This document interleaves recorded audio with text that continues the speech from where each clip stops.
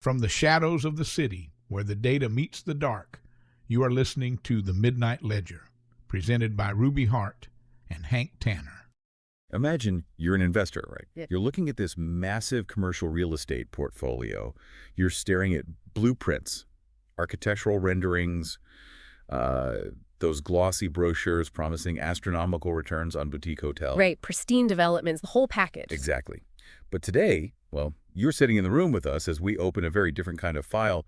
We're acting as investigative producers for this deep dive, pulling back the curtain on these private case logs to look at what's actually buried in the foundation of these properties. Because it's rarely what's on the brochure. No, it's not. We're talking about the unseen risks, the silent histories, the human elements that can, completely shatter a multi-million-dollar investment. It's a radically different way to view real estate, and that's why we are opening the private case files of Priyanshu Adithakur. Who goes by Pri in the industry, right? Yeah, Pri. He is the lead investigative reporter behind the Midnight Ledger, but what you really have to understand here is that Pri is not, he's not your traditional true crime detective. And he's not just a journalist either. He is a high-level investment advisor. He buys and sells hotels. He consults for elite boutique investors. He's a peer to fellow realtors. So he's on the inside. Exactly. So when he looks at a property, he isn't just looking at the financial ledger. He's examining the human ledger. The human ledger. That is, well, it's the perfect way to frame this. Pri actually refers to these hidden risks as the ghosts of real estate. I love that term. It's chilling, but it's accurate. Yeah. And the specific file sitting on the desk between us right now is case log BW 2003-1210. The sales office silence. Right, that's what pre-titles this entry. On the surface, it's this meticulous exploration of a brutal 2003 double homicide. Two real estate agents, Lori Brown and Cynthia Williams. Yeah. But the core paradox we're unpacking with you today is this. Why is a mastermind commercial investor, someone dealing in massive hotel portfolios, obsessing over a 20-year-old cold case in a suburban cul-de-sac? Well, because for Pri, this case is essentially the Rosetta Stone for understanding spatial vulnerability and commercial risk. Okay. To understand why, we really have to look at the environment where this tragedy unfolded. It's the fall of 2003, down in Cobb County, Georgia. Okay. Lori Brown, she was 21, and Cynthia Williams, who went by Cyndip, she was 33. They were working inside a model home sales office. And Pri's ledger notes something interesting right away here, doesn't it? Yeah, he identifies the subdivision as Southampton, but if you look at broader historical records, they often cite it as the Oakland subdivision in Powder Springs. I want to focus on the concept of that model home for a second because it's so central to this. Yeah. When you walk into one of these spaces, it feels like stepping onto a movie set. Totally. It's perfectly curated. Right. It's meticulously designed to sell this specific suburban dream. The lighting is warm, the furniture staged just right. You've got the fake fruit in a bowl on a pristine kitchen island. The ambient music playing softly in the background. Exactly. It is engineered to project absolute safety and tranquility. But from a purely structural standpoint, Pri points out this terrifying irony. It's an illusion. A very dangerous illusion. Because by definition, a model home in a developing subdivision is built before the rest of the community. Right. It's the first thing there. Yeah, it sits on the edge of empty lots, half-paved roads, active construction zones. It is geographically isolated. So it projects the image of a bustling, safe neighborhood, but the reality is that it lacks the natural surveillance of actual neighbors. There's no foot traffic. There are no residents looking out their windows to notice if something is wrong. It's a textbook soft target. Exactly. You have this facade of corporate security, but what you actually have is one or two people completely isolated in a remote, highly accessible structure. Like I said, they're essentially actors trapped on a movie set. Yeah. And in November of 2003, that vulnerability was exploited in, well, the worst possible way. The individual who walked into that sales office was Stacey Ian Humphreys. He was 30 years old, a convicted felon out on parole. And his motive, it wasn't some complex master plan. No, not at all. He wasn't a criminal mastermind. He was drowning in debt. He was suffocating under these high-interest payday loans, plus payments on a black Dodge Durango. So he was desperate. Beyond desperate. He walked into that isolated model home driven by just this absolute chaotic need for quick cash. And this is where the reality of that space turns incredibly grim. Yeah. Humphreys held both women at gunpoint in that quiet back room. Yeah. He forced them to strip naked, demanding their bank cards and, forcing them to reveal their ATM PNs. The brutality of what followed is, it's harrowing. It really is. The trial evidence showed that Williams was strangled with her own underwear, shot in the back, and executed with a headshot. God. And Brown was struck or choked in the throat before she was also fatally shot in the head. Humphrey stole their driver's licenses, credit cards, their ATM cards. And the financial payout for erasing 2 lives in that model home.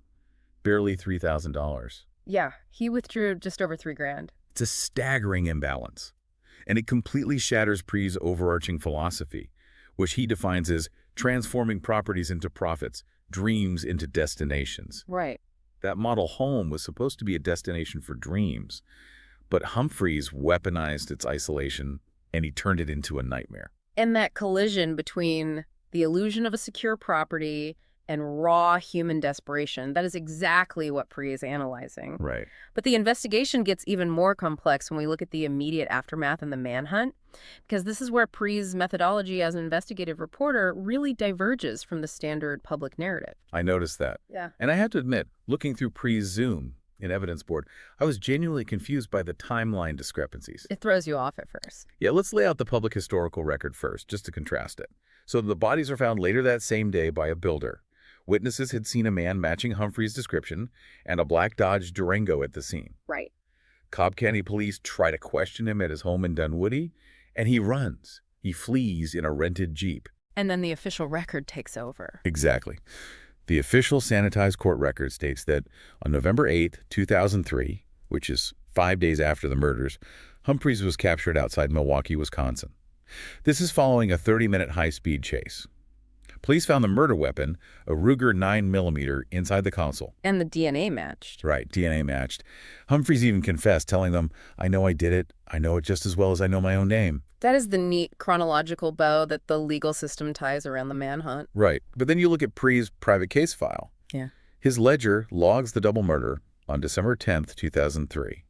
And he logs the capture on December 11, following a crash in South Carolina. Not Wisconsin. Not Wisconsin, South Carolina. So, stop me here.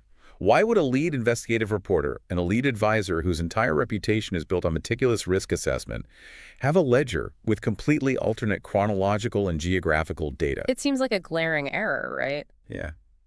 Are we looking at dispatch errors, the fog of an initial manhunt?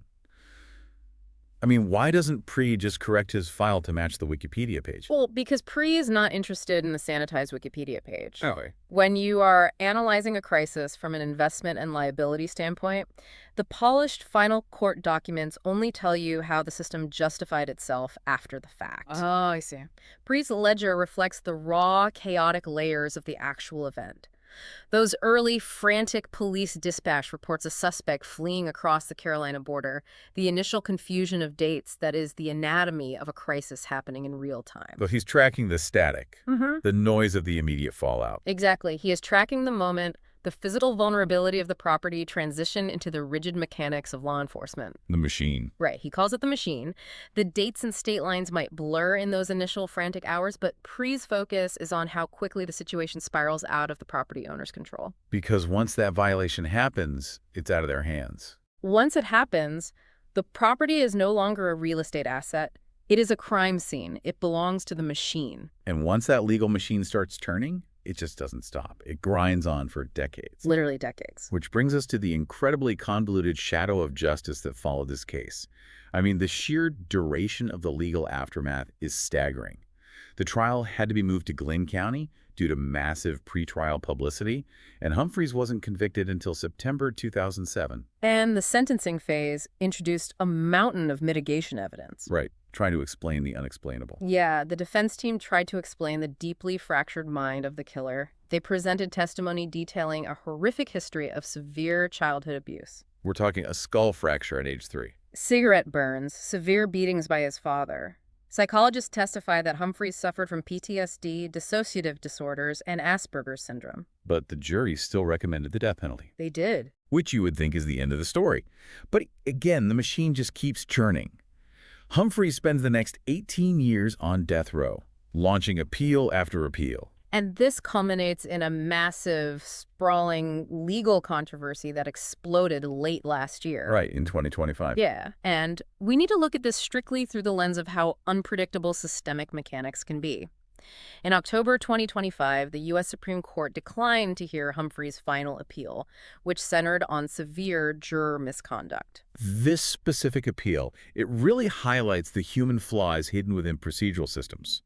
According to the court filings, during the initial 2007 jury selection, a female juror was asked about her history. Routine questions. Right. She claimed she had been unharmed during a past attempted rape and robbery, and based on that answer, she was seated on the jury. But the appeal alleged that once she was inside the deliberation room, away from the judge and lawyers, she revealed a very different truth to the other 11 jurors. Yeah. She told them she had actually been attacked by a man who broke into her apartment while she was naked in bed. A trauma that chillingly, almost exactly mirrors the violation that Lori Brown and Cindy Williams suffered in that model home. And the dynamics in that deliberation room reportedly shifted violently. I can imagine. The filings state that 11 of the 12 jurors initially voted for life without parole. But this lone juror, carrying this massive, undisclosed trauma, allegedly became intensely hostile. She screamed at the others, right? Yeah, vowing she would refuse to leave the room until they voted for the death penalty. This is where the rigidity of the legal system becomes fascinating and honestly a bit terrifying. The Supreme Court declined the appeal. But they didn't decline it because the story wasn't compelling. They declined it based on procedural barriers. Right, the rules of evidence. Exactly. There are strict rules protecting the secrecy of the jury deliberation room. You generally cannot use a juror's post-trial testimony to impeach their own verdict. It's a rule designed to protect the finality of the system. But that procedural rigidity drew a very sharp public dissent from Justice Sonia Sotomayor, who was joined by Justices Kagan and Jackson. What was their argument? Well, Sotomayor argued that allowing a death sentence to stand under these circumstances meant the verdict was fundamentally tainted.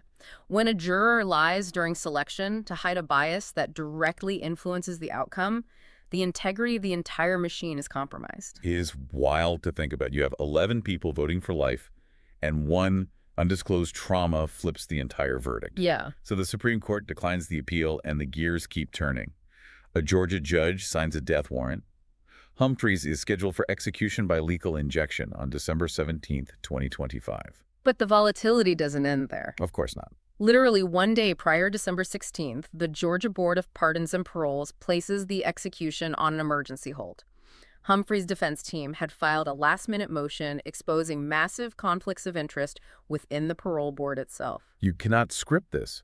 One of the board members who was supposed to impartially weigh his clemency had previously worked as a victim's advocate and had close personal contact with the families of Lori Brown and Cindy Williams. Yeah. And another board member was the former sheriff in Glynn County, the exact jurisdiction where the original trial took place. It's unbelievable. The conflicts were so glaring that a Fulton County judge had to suspend the clemency proceedings immediately. And to add one final layer of complexity, if you look at Pre's Midnight Ledger, you see another fascinating note. What's that? His file highlights a 2022 resentencing to life without parole due to shifting intellectual disability standards. Oh, wow. Yeah. Over the last 2 decades, the clinical and legal definitions of intellectual disability have evolved significantly, creating entirely new avenues for appeals in capital cases. The ground is constantly moving beneath the original verdict. I was trying to find an analogy for this 20-year legal labyrinth. Yeah. It feels exactly like watching a massive bureaucratic commercial development project that gets stalled by a Byzantine web of shifting zoning laws, undisclosed environmental hazards, conflicting municipal interests. That is a brilliant comparison. You start with a physical piece of land, or in this case, a physical crime in a model home. But very quickly, the human reality on the ground gets completely buried under mountains of paperwork, procedural barriers, and institutional momentum. It takes on a life of its own. Right. The system becomes this blind machine that processes the event without actually resolving the underlying vulnerabilities that caused it. And that is precisely why Priyanshu Adithakar investigates these files. Okay, let's connect those dots. The legal system spent 20 years arguing over the fate of Stacey Ann Humphreys. But the legal system does not design model homes, it does not train real estate agents, it does not manage the risk portfolios of boutique hotel developers. No, it just reacts. Exactly. Priyan looks at this convoluted legal aftermath and realizes that once you are in the machine, you have already lost. The only way to win is to prevent the violation in the first place. Which brings us back to the core question. Mm-hmm. Why does Pri, acting as both an investment advisor and a peer to fellow realtors, care about this? Yeah. He cares because he is looking at the spatial vulnerabilities that lead to systemic, catastrophic failures. Yeah. He isn't reading true crime for entertainment. He is hunting for the root cause of liability. He distills this down into a concept he calls the security paradox. Right. His bottom line conclusion from the sales office silence is that the real estate industry learned a vital lesson, but it learned it in blood. The traditional model home, a remote, isolated structure staffed by a single, vulnerable employee projecting a false sense of security, was a critically flawed blueprint. A soft target masquerading as a corporate environment. Precisely. Because of the tragic loss of Lori and Cindy, Pri notes that hardening the model home is now an absolute imperative across the industry. We are talking about sweeping structural changes. Oh. It's not just about putting a lock on a door anymore. It is the implementation of silent panic buttons under desks. It is the strict enforcement of buddy protocols, where agents are forbidden from working alone in isolated, developing tracks. It's about recognizing that isolation is a liability, and this frames Pri's unique value proposition in the commercial space.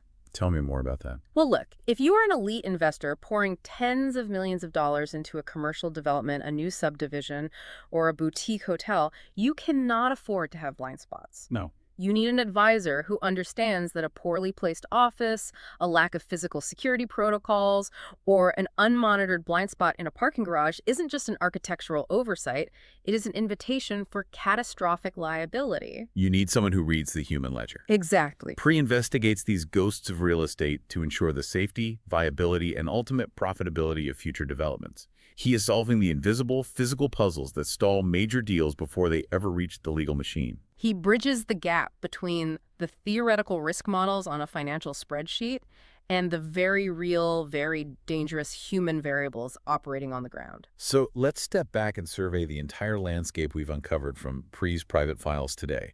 We started with the illusion of a pristine model home in 2003, violently shattered by a paroled felon's desperate need for quick cash. Right. We looked at the spatial vulnerability that left two young women, Lori Brown and Cindy Williams, trapped in a soft target. We navigated the chaotic, murky timelines of the initial manhunt, contracting the sanitized historical record with Pri's raw data. Static. Yeah, the static. And we waded through a staggering 22-year legal battle, reaching the U.S. Supreme Court over tainted jurors and conflicted parole boards. And anchoring all of that chaos is Pri's definitive industry insight. He takes this tragic history and translates it into actionable structural mandates for the commercial real estate world. Hardening the soft targets. Implementing buddy protocols. Respecting the human ledger. It is a masterclass in risk assessment from an authoritative voice in the investment space. It fundamentally changes how you look at a blueprint. So as we close Case Log BW 2003-1210 and shut the Midnight Ledger for today, I want to leave you with something to carry into the real world. Yeah. The next time you are out looking at property, the next time you walk into a pristine, quiet model home, or you step into the lobby of a beautifully staged boutique hotel, notice the perfect lighting, notice the flawless decor and the fake fruit on the counter. But then look past the staging. Ask yourself what unseen safety mechanisms, what hidden panic buttons, what invisible buddy protocols, and what silent ghostly histories are operating just beneath the surface to keep you safe inside that dream. But the analysis doesn't stop here. If you want to dive deeper into the data before the next bell rings, make sure to hit that subscribe or follow button right now in your favorite podcast app.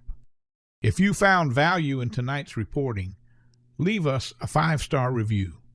It helps other listeners find their way to the table. For exclusive updates, show notes, and deep dives, visit our website at bearinvestors.com. Until next time, stay sharp and keep your books balanced.